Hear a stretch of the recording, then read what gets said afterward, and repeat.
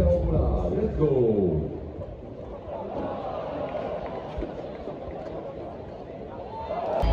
Ok, bonjour à tous. Aujourd'hui, épisode un petit peu particulier parce qu'on se retrouve à Paris aux Jeux Olympiques. Donc, grâce à un travail trouvé dans une boîte d'intérim, j'ai l'opportunité exceptionnelle d'avoir accès à de nombreuses infrastructures où se déroulent les épreuves. Et sur mon temps libre, j'ai le droit de filmer et voir un peu ce qui se passe. Donc, c'est pour ça qu'aujourd'hui, on se retrouve au beach volley pour un match d'anthologie parce que c'est le Brésil qui va jouer. Donc, le Brésil, c'est la meilleure équipe du monde dans ce sport. Ils ont été champions du monde en 2016, ils sont au JO de Rio. Et là, donc, on va aller voir contre le Japon, ça va être complètement fou, face à la Tour Eiffel.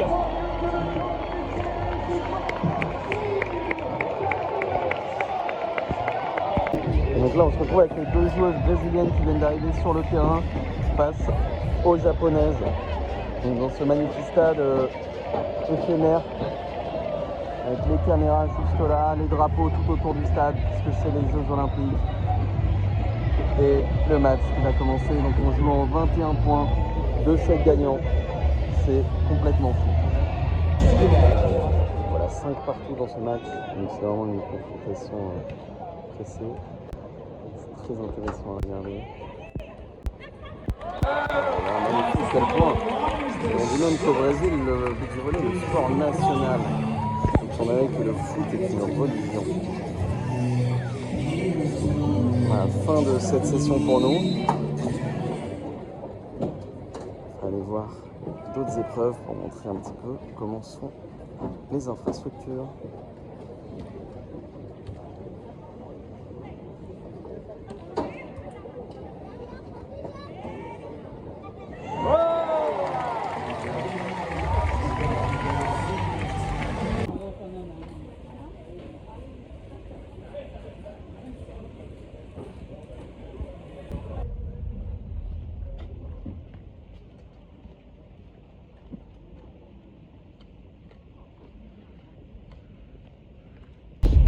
On est sorti du beach volley, on se retrouve un petit peu dans les backstage. Derrière nous, on a le champ de Mars, donc c'est là où il y a les épreuves de judo. Malheureusement, on va pas y aller maintenant. Là, on va essayer d'aller à la gymnastique parce que c'est intéressant, c'est un peu une des grandes épreuves des JO. On va voir ce qu'on arrive à voir encore une fois. Et sinon, on va essayer juste de montrer un petit peu l'ambiance qu'il y a dans les rues, un petit peu l'ambiance qu'il y a dans les villages olympiques, la famille des athlètes, tout ça. On a vraiment la chance de pouvoir être immergé à 100% là-dedans, donc on va essayer de partager au maximum. Du coup, là, on est arrivé dans la rue et le dispositif sécuritaire est assez impressionnant. Chaque voiture que vous voyez dans cette rue est une voiture de police en civil ou assumée comme telle. Et donc, il y a quoi, 25 000 policiers, je crois, 20 000 militaires, plus plein de gens du ministère de l'Intérieur. Du coup, voilà, quand on se balade dans Paris, c'est un peu ce qui se passe en ce moment. Et donc, est-ce qu'on se sent plus safe pour autant? Je ne sais pas, mais en tout cas, c'est assez impressionnant, il faut l'avouer.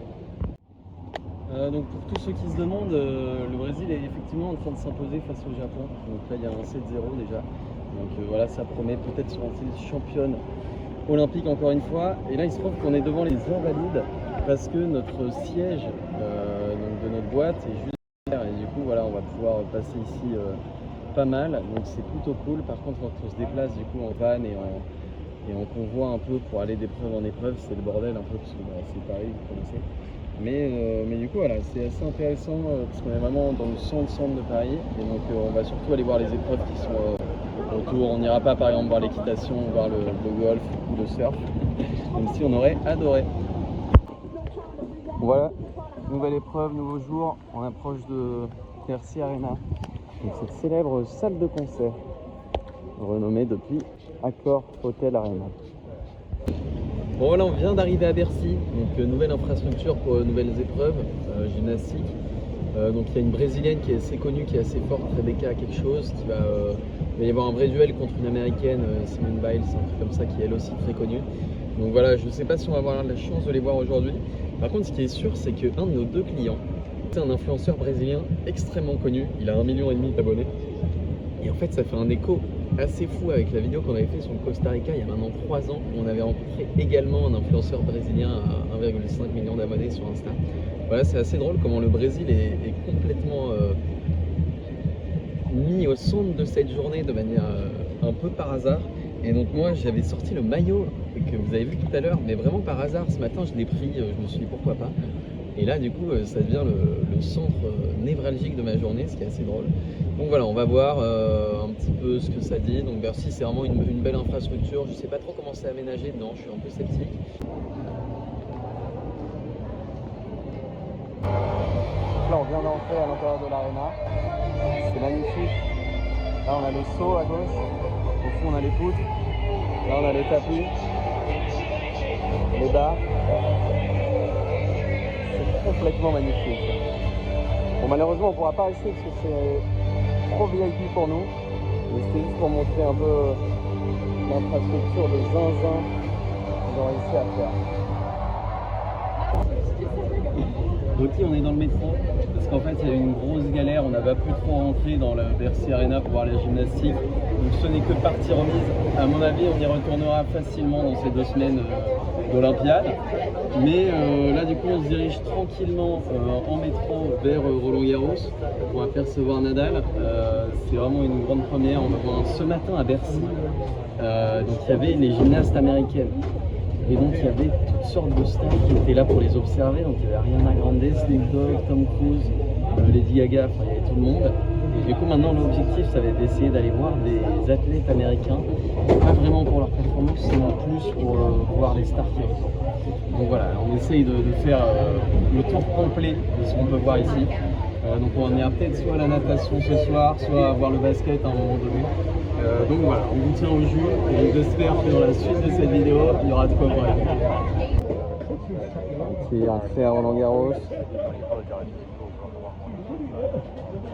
avec un panneau. Dommage, une fois que c'est bien marqué en anglais, ils ont réussi à rater la traduction en français. Bravo à vous. Ok, on vient d'arriver dans le cours Philippe Chatrier. C'est magnifique. L'ambiance est au rendez-vous. Et Nadal vient d'arriver sur le terrain en rouge là-bas. Il y a des drapeaux de l'Espagne partout. Et dans le cours Philippe Chatrier, le grand cours de Roland-Garros.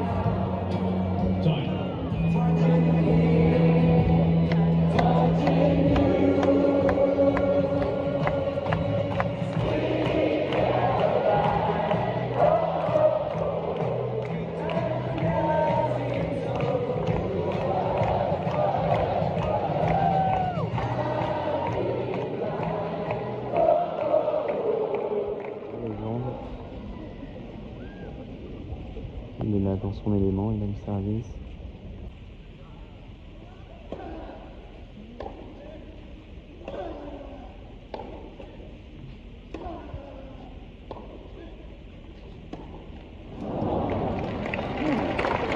Le stade est plutôt pour lui. Hein.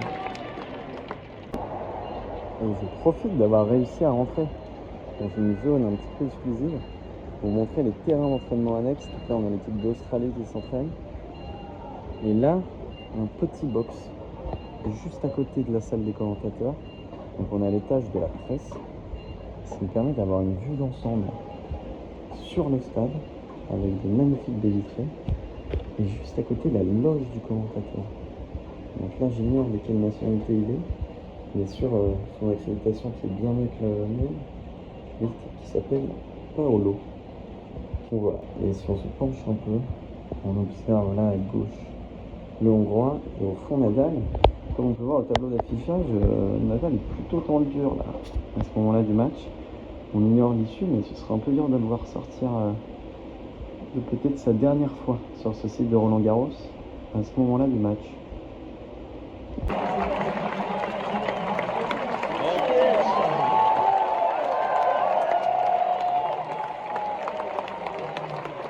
Donc voilà, les gens sont fous.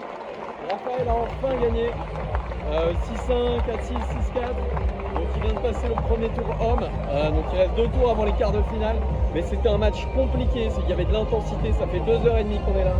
Et donc là il va peut-être donner un petit mot pour la fin. Mais il a enlevé son t-shirt. C'est fini pour aujourd'hui, mais on va enchaîner sûrement avec le Parc des Princes pour aller voir un match pour clôturer cette journée d'épreuve en bonne et due forme. EDF.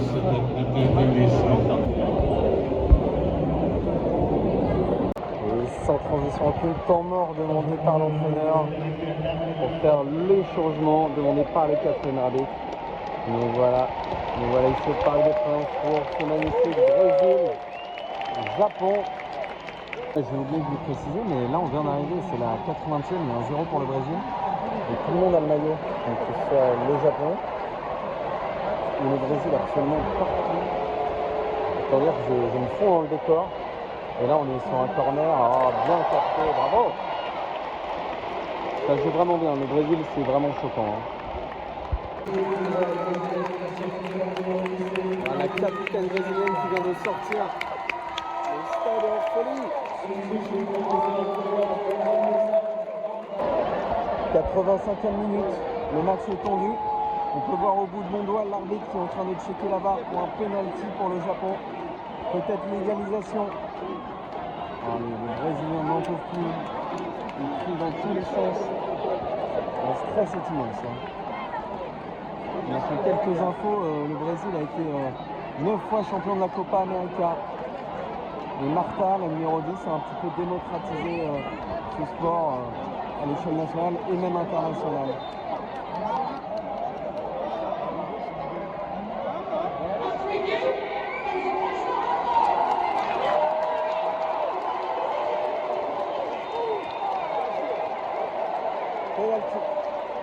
La tension est tellement grande.